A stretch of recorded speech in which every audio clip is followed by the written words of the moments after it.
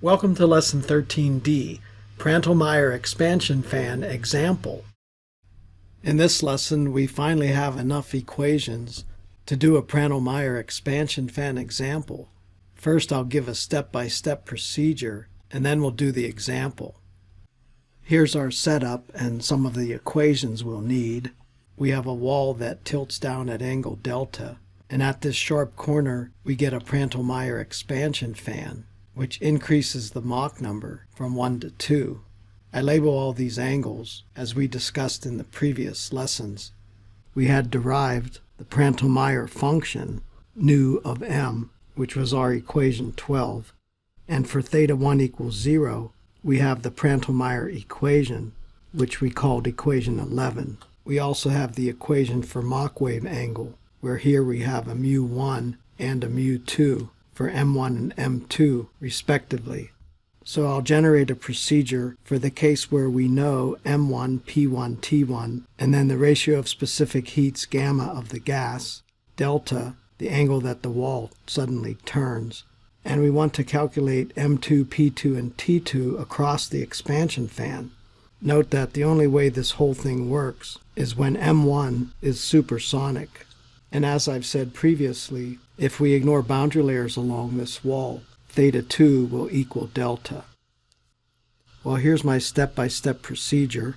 Step 1 is at m equal m1, which is known. We calculate the Prandtl-Meyer function, nu of m1, using equation 12. And since nu here is an explicit function of m, it's just a matter of plugging into this equation.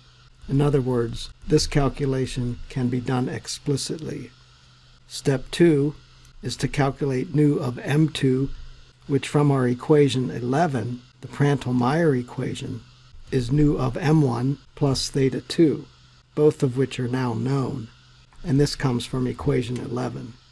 Step 3 is to calculate m2 for the known value of nu of m2 from step 2. And I challenge you to try to solve for m in this equation if you know the left-hand side. I don't think it's possible, but you're welcome to try. I'll say that this solution must be found implicitly. We've seen implicit equations many times before in this course, and you're welcome to solve it any way you can.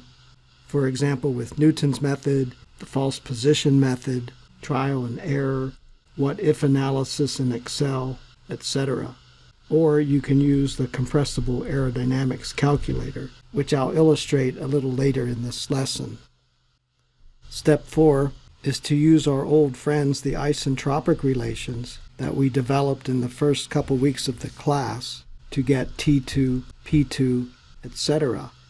And I'll comment here with wise use of ratios, as we've illustrated time and time again in this course. This part is fairly easy since the flow is isentropic and adiabatic, which tells us that T0 is constant and P0 is constant, just like we had previously with variable area duct flow when there were no shocks.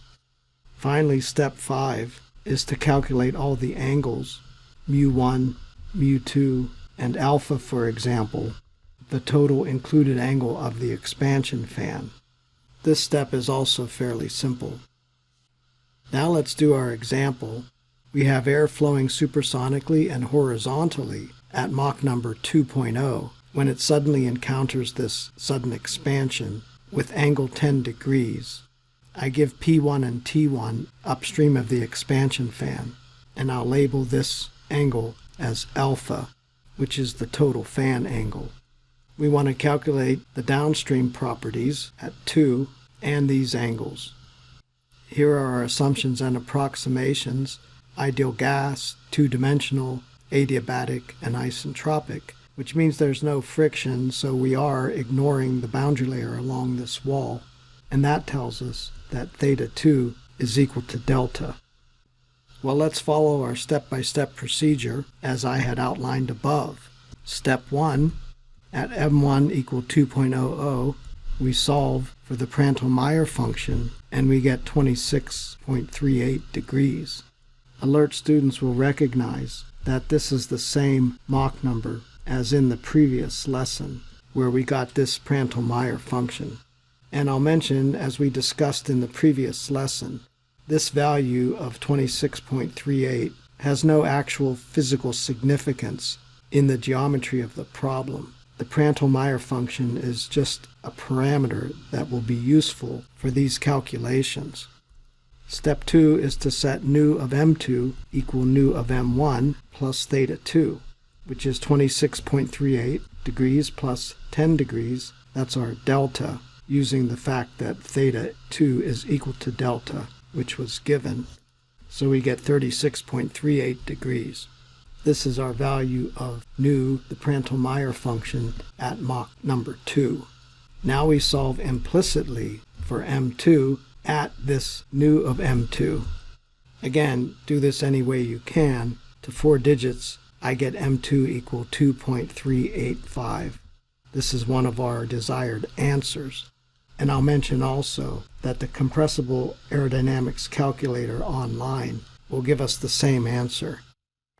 As I'll demonstrate here, remember that we're using the isentropic flow relations for these expansion fans.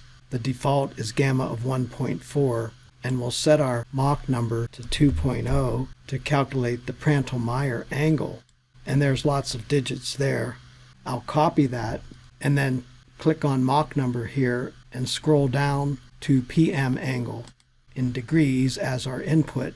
I'll highlight that, and on my computer to paste is Control V, which is the value I had here.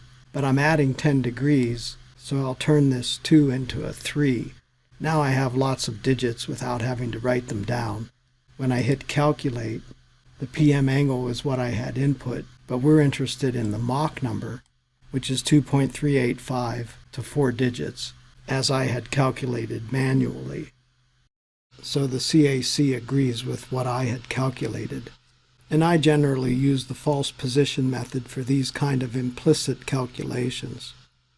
Step 4 is to use the isentropic relations at this known value now of m2, and with wise use of ratios. For example, P2 is P2 over P1 times P1, but we'll write that as P2 over P0 times P0 over P1 times P1.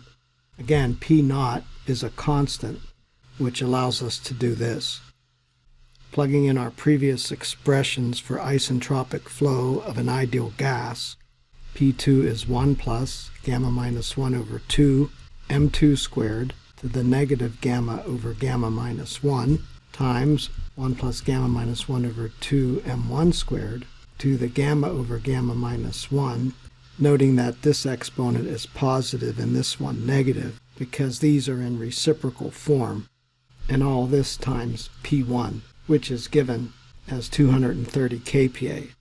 We know Mach number 1 and Mach number 2, and gamma is 1.4 for air, so this gives us P2 explicitly as 126.0 kPa. And I'm giving all my answers to 4 digits.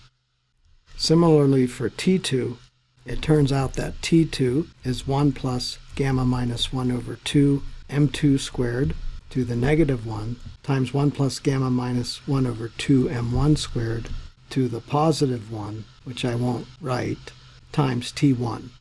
And T1 was given in the problem statement as 300 K. Notice that this is the same form as this, but with different exponents. Again, this is an explicit calculation, and we get T2 equal 252.6 K, again to 4 digits. Step 5, finally, calculate the angles of interest. The leading wave has angle mu1, which is arcsine of 1 over m1. That gives us 30 degrees. And similarly, the trailing wave angle mu2, the Mach angle, is arcsine 1 over m2, which when we plug in our value of m2 gives us 24.79 degrees.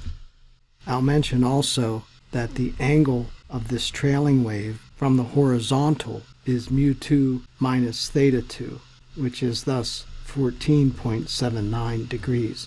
This is helpful in sketching the expansion fan accurately. I'll attempt to do that here.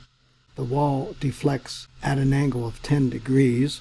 The leading wave of the expansion fan is at 30 degrees, since mu1 is relative to the horizontal. And we'll also draw our trailing wave, which, as I showed here, is 14.79 degrees from the horizontal.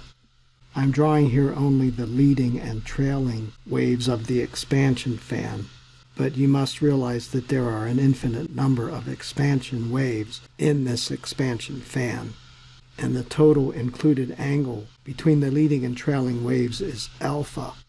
Of course, the flow is from left to right here, and these angles are pretty accurate, by eye at least.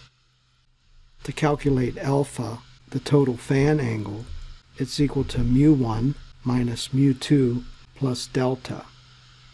We can see that from our original sketch. Alpha is mu1 minus mu2 plus delta. Here we have 30 degrees minus 24.79 degrees plus 10 degrees, which gives us 15.21 degrees. That's our total fan angle. Sir, what do we do if the upstream flow is not horizontal? Good question, Sean. So what if the flow looks something like this, with M1 at some angle and our expansion fan, with M2 downstream of the expansion fan? I'll call this a non-horizontal upstream wall. How do we analyze this flow? Well, the simplest way is to just tilt your head until M1 is horizontal. And that way, you can solve just as previously. Oh, that was more simple than I had thought. Thank you, sir. You're quite welcome, Sean. Thank you for watching this video. Please subscribe to my YouTube channel for more videos. 1, 2, 3.